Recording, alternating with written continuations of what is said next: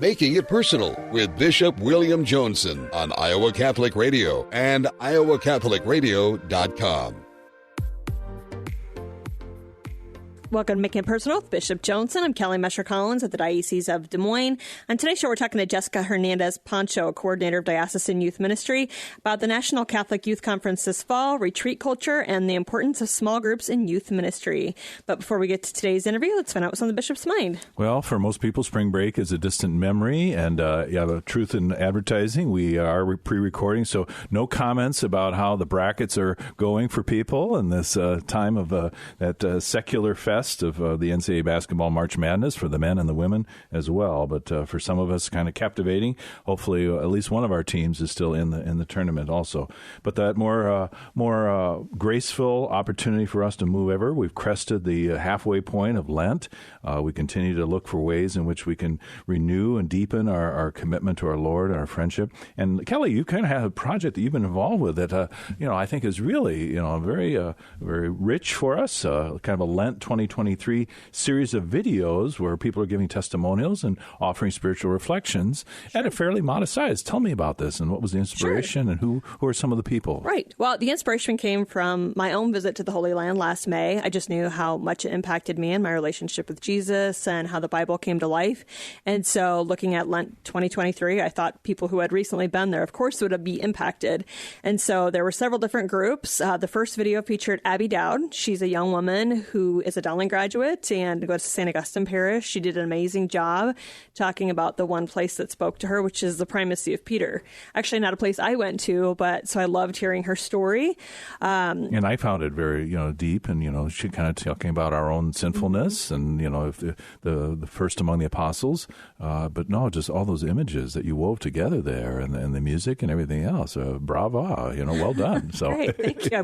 Well, I'm glad you enjoyed it. That was the whole point, is to move and stir. It was hearts. A little mini prayer moment for about 3.5 minutes. Yeah, and that's kind of the point, is just to move and stir hearts, because you are, from a personal experience and the people I went with, you are so moved and changed when you go to the Holy Land. There's a group from St. Patrick Parish in Council Bluffs, so we have several more videos which we'll have rolled out at this point. But it features Father James Henkera and a few other women. They talk about different places that spoke to them. Also, Carmen Rising, Father Chris Rising's mother, she spoke about her experience at the Holy Sepulchre, which is extremely powerful. So, stay tuned. It'll be on our YouTube page and all of our social media accounts. So that'll be rolling out a new one each week, about each Thursday. So whether you're Iowa Catholic Radio or the Spirit Catholic Radio Network, these are available to us on the Diocese of Des Moines website. Yep, and they're short, about 3 minutes. Yeah, which is very key anymore, right? We know in a very busy time. That's right. But we still do look for moments when we can linger, though, and have time, and various churches offering perpetual adoration, others offering special times of the week. And even our Holy Father at St. Peter's Basilica, he has initiated a new monthly Eucharistic adoration on the front portico of that great basilica. Many of us were certainly moved 3 years ago. It's 3 years ago already, Kelly, that extraordinary prayer service, with nobody in St. Peter's Square, just the Holy Father and his assistant leading us in Eucharistic adoration and that special blessing and prayers to Mary and the crucified Christ. And, have we passed over? Well, perhaps, but I think, many continue to bear the cross of COVID and its lingering effects for them, people who've had long COVID.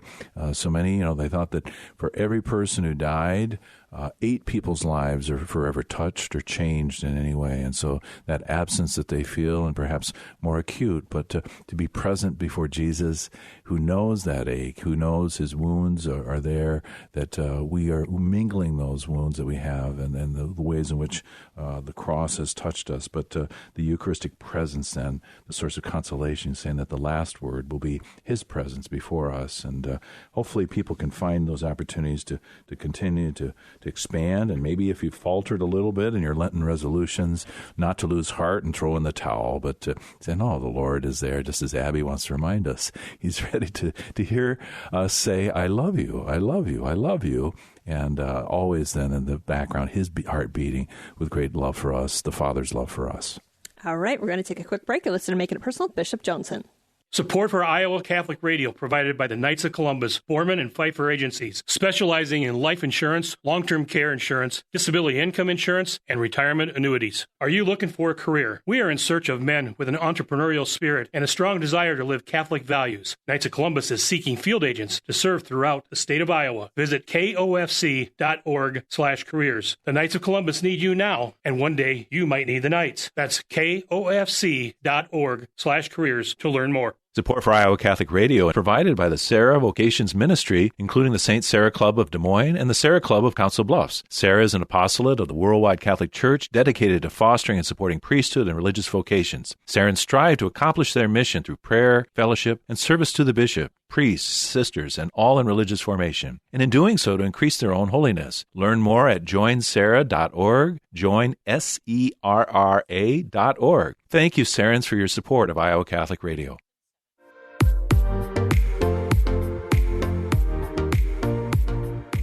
Welcome back to Making It Personal with Bishop Joensen. We're visiting with Jessica Hernandez Pancho, Diocesan Coordinator of Youth Ministry. We're talking about the National Catholic Youth Conference this fall, retreat culture, the importance of small groups in youth ministry, and more. Jessica Hernandez Pancho, good morning. We have so many things to talk about here, but yes. Including a happy 7-month anniversary to you and Ben, passed in recent weeks, I believe. Oh. Yeah. Yes, thank you very much, Bishop. Yes, we are still in the newlywed stage. Yes. Does it feel like it or not? I mean, are you still trying to train him and form him, to get with the program? It's an adaptation. All the things they told you in marriage preparation, and it's like, now here's the reality. Out the window. Yes, here's the real stuff. No, it's been amazing. Yeah, it's gone by so quickly. So, I can't even believe that it's already been 7 months. So yeah, well, you were already a joyful woman, but I think just the two of you, together, it takes it to a new magnitude. So blessed to have you. You've been a guest on Making It Personal before, but just to maybe bring out a few things. You're involved in many things. And a teacher and other things that you've been part of, and youth minister coordinator as well. Your educational background, all right? You grew up in Central Iowa, right? And yeah. Yes, correct. I'm a Cyclone, Ames, Iowa State, and I got my. And because we're degree. pre-recording, we can't comment on how the women and the men have fared in the NCAA tournament. But anyway. But yes, no, my degree in microbiology from Iowa State. That's definitely always been, a dear subject to me. The struggle between faith, science, and reason that our world kind of heighten to a level that they don't go together is something that I've always kind of pushed back against, and given people a chance to realize nope, they go hand in hand, and God is reason, and that's why He gave us science as well, to discover Him more and the world around us that He created. So it's been a joy in getting into that a little bit this year at one of the schools that I'm teaching. So yeah, kind of moonlighting a little bit. No, with our approval of your boss, of course. Yes, but, exactly. Astronomy. Fascinating, and taking me down memory lane my last semester at Iowa State, taking the astronomy course. And that really bonded with me and my father. He'd actually spend time with me looking out at the night sky and things. And, yes. He who used to be a navigator shooting the stars to get the planes where they needed to go. So fascinating. But, well, and, people don't realize how much math and science, like math actually, not just science, but math is in astronomy, and the kids that I'm teaching at right now, it's amazing how much, looking out in the night sky, like you're saying, is amazing. But now they're able to see that behind that, there's so many, mathematical equations and theories and concepts that were, derived by just, observing, and the wonderment in that. So it's amazing. The wonder, and we talk about that in that document on the identity of the Catholic school and the culture of dialogue. But opening up to a sense of wonder at the universe, and then wonder at oneself, and that I'm sure you're a great ambassador of that.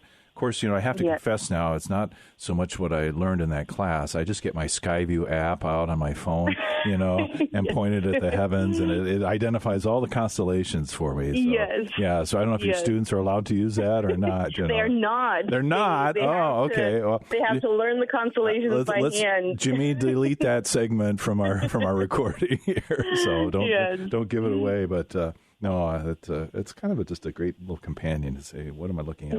And that sense of millennia passing and the bond that we have with people also. But also one more thing on the background, and then the opportunity for further studies in theology, right?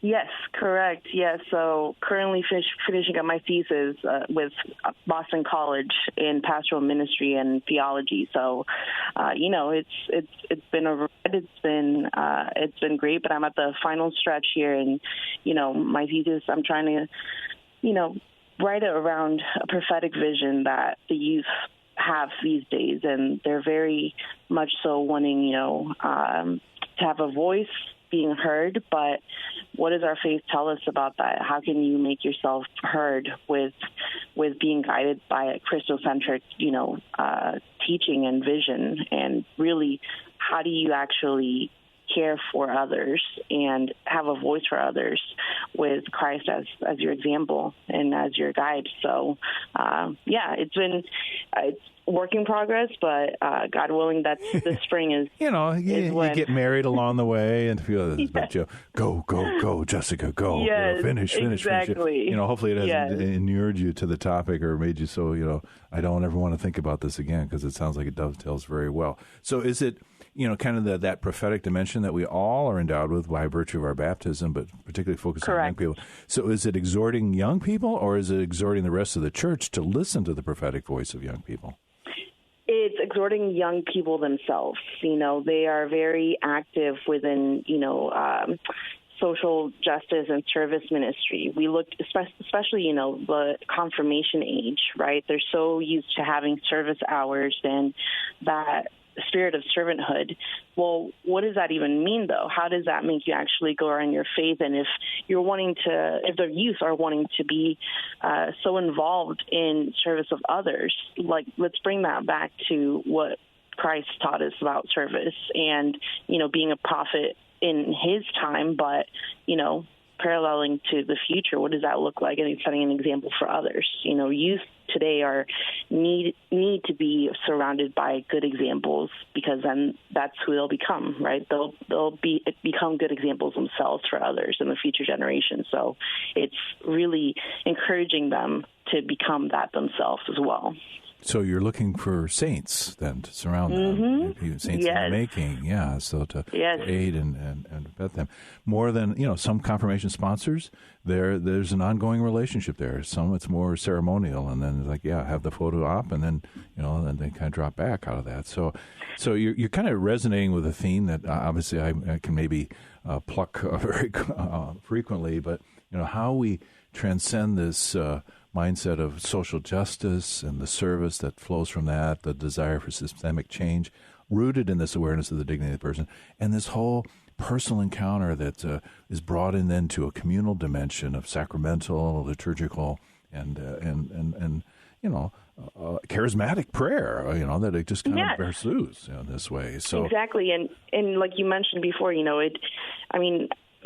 of them and us, you're baptized as infants, and I don't think we spend enough time really diving deep into that baptismal call that we have to be, priest, prophet, and king. And what does that mean? So it's getting them to dive deeper into that as well. Okay. So, obviously Ben is getting a sense of what your life is like, and but your collaboration also with Justin White, and this kind of brings forward, we're looking at World Youth Day to take place in Lisbon, Portugal, late July into August this year, that annual gathering of what are called young adults, and the church defines that, I think, starting at age 18 and up into the 30s. But how is this a point of distinction? You and Justin are staking out your turf. No, you stay away from my youth, because I'm working with young adults. How do you two interact? Yeah, no, we've, over the years that we've gotten to work together, we've realized and noticed that really the stage of life from a youth, that is high school age, is very different, obviously, from young adults, 18 and above.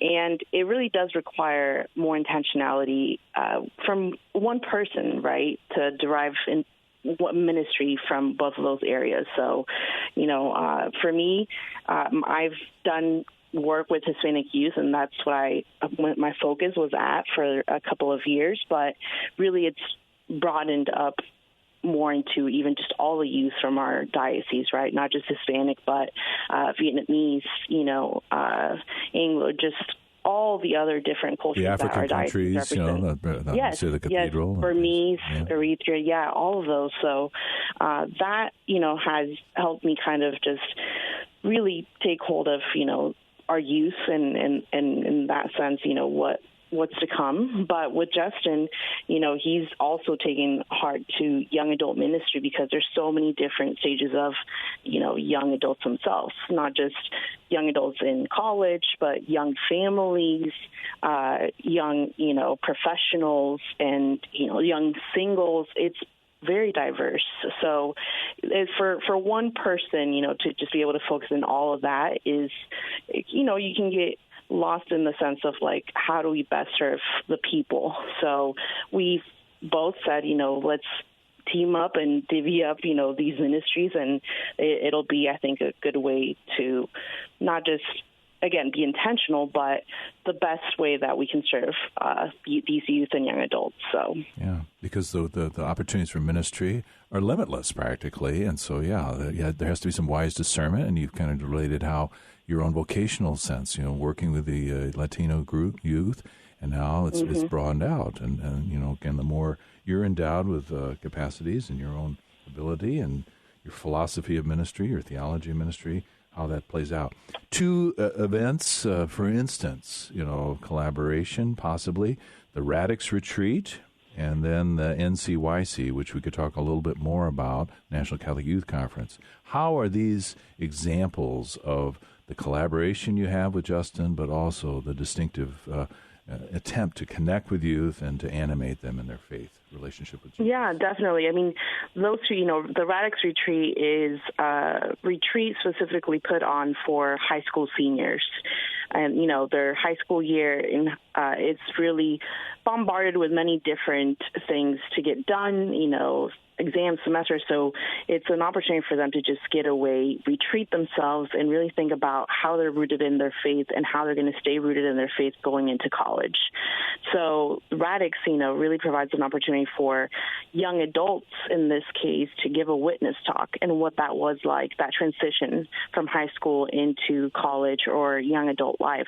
What was that like? So we have a core team of young adults that are there throughout the weekend with these high schoolers and, can have conversations with them one-on-one in small group setting, and then listening to their witness talk and what that was like for them. So on the parallel side with NCYC, it's a bigger conference. It's many people from different states all over the country, but we also have many young adults that also volunteer as chaperones to go and be with these youth and experience, something like that for themselves as well. So there's a lot of mentorship involved, that apprenticeship even, for our faith. And again, we go back to what examples are we surrounding our youth with, and, the young adults that we have, here within our diocese are have been greater examples. We're so involved in many different things, and such diversity within, like I said, professionals and, young,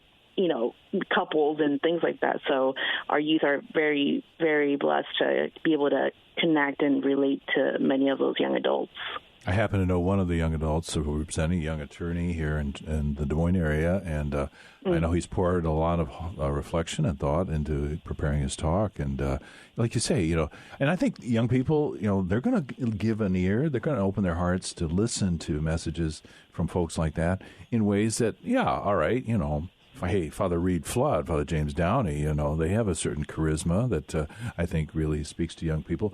But when it's coming from somebody who maybe isn't wearing a Roman collar or a religious habit, that right. has a compelling witness that think is so needed in that way that you were just referring. It is, because they're not to say that, like you're saying, our priests are not in the real world. They are, but for them to be able to realize that there are different pathways that you can get to Christ through, even through a profession that you're involved in, that you don't leave, your faith and your community of faith, even if you go into a different profession that is not, or a different calling that is not, like the priesthood or religious life, right? I mean, there is differences in what that looks like, but your faith, you're rooted in it, and wherever God takes you, in whatever profession, whatever environment, you're able to live out your faith like you should, and be that witness of Christ to others. Mm-hmm.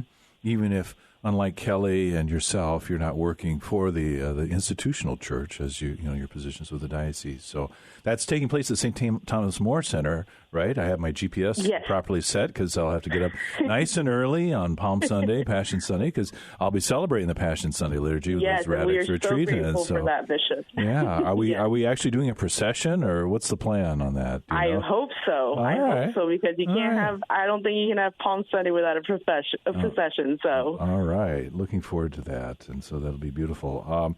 And then you make NCYC, and we've got just about less than a minute here before we take a break. But that's a mega experience, right? I mean, it's experience of the church on a larger scale, and that's been going on for some time. And obviously, the expansion to the West Coast with the first NCYC in Long Beach, California this past year, where some of our people went.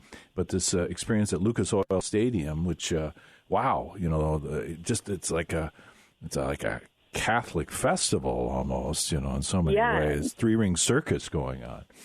It's amazing, and it's interesting that a lot of the adults and young adults that go as chaperones, they never attended something like that, even when they were in high school. And so let's let maybe pause there, leave people wanting to hear more, and Kelly, kick it back to you. All right, we're going to take a quick break. You're listening to Making It Personal with Bishop Joensen on Iowa Catholic Radio on the Spirit Catholic Radio Network. We're going to be back with Jessica Pancho. Support for Iowa Catholic Radio provided by the Sarah Vocations Ministry, including the St. Sarah Club of Des Moines and the Sarah Club of Council Bluffs. Sarah is an apostolate of the Worldwide Catholic Church dedicated to fostering and supporting priesthood and religious vocations. Sarahans strive to accomplish their mission through prayer, fellowship, and service to the bishop, priests, sisters, and all in religious formation, and in doing so to increase their own holiness. Learn more at joinsarah.org, joinserra.org. Thank you, Sarahans, for your support of Iowa Catholic Radio. Support for Iowa Catholic Radio comes from businesses and organizations who share in the mission of connecting listeners to Christ while connecting you to their products and services they provide. To learn more and support the businesses and organizations who support the Iowa Catholic Radio Network, visit iowacatholicradio.com to view our business sponsors. If you'd like more information on how your business or organization can become a business sponsor, contact Deacon Mark 515-223-1150, 515-223-1150.